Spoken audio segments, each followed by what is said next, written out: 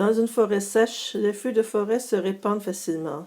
Ils peuvent être causés par la foudre ou par la négligence humaine. Plusieurs pompiers ontariens et de tout le Canada sont sur place pour éteindre le feu. Voici un programme Hopscotch qui montre comment programmer un feu de forêt. Donc vous allez avoir le feu qui se déplace et qui grossit sur l'écran et la fumée qui se déplace et qui se disperse sur l'écran. Ce programme est tiré de Fire qu'on peut retrouver sur Hopscotch. Voici notre table de travail Hopscotch avec l'information, le point qui va dessiner le fond, le feu et la fumée. Lorsque l'on appuie sur le bouton Play et que le programme commence, le point va dessiner le fond. Le fond consiste en un point très très large de couleur noire qui couvre l'ensemble du iPad. Nous avons ici notre information. Lorsqu'on appuie sur le bouton Play, nous allons indiquer le texte qui doit apparaître sur l'écran, la taille des lettres et l'endroit où doit être affiché notre texte. Nous avons un caractère emoji pour le feu. Lorsque le programme commence, nous allons en créer 100 autres en créant des clones du caractère emoji de feu.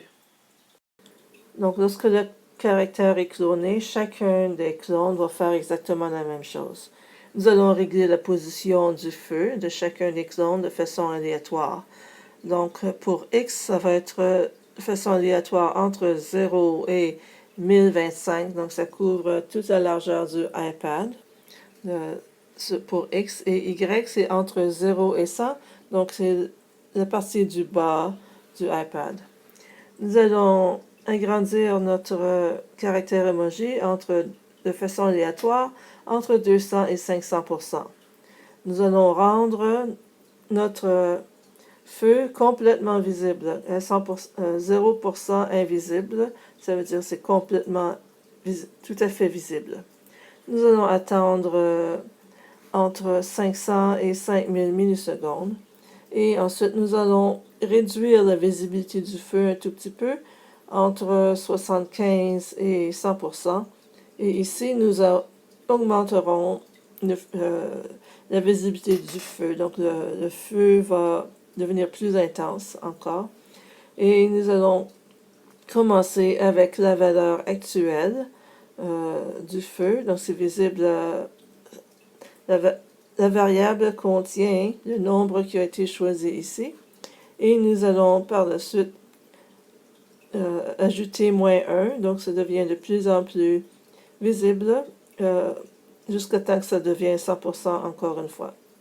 Donc, on rend notre feu plus visible, tout à fait visible. En plus de changer sa visibilité, le feu va bouger sur l'écran. Donc, chaque clone va bouger sur l'écran. Donc, en premier, on va bouger de 5 fois de 5 degrés. Ensuite, nous allons répéter.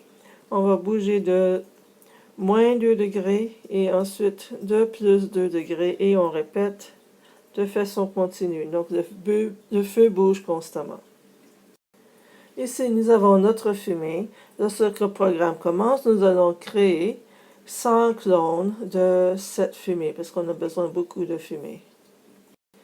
Lorsque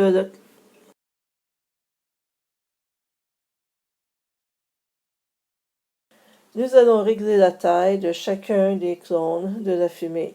Initialement, la taille de caractère emoji fumée va être 400%.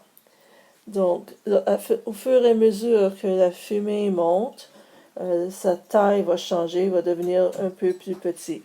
Donc, si la position Y de notre fumée, donc c'est une variable disponible par Hopscotch, est plus petite que la hauteur du iPad, est une autre valeur créée par Hopscotch. Donc, si la fumée n'est pas rendue en haut de l'écran, à ce moment-là, nous allons régler, changer sa taille, le rendre un peu plus petit, donc de 1% à chaque fois. Donc, nous allons régler la taille actuelle, -1. Donc, ça va devenir plus petit. Sinon, si on est rendu en haut, on retourne à sa taille initiale de 400%. Et enfin, voici notre programme.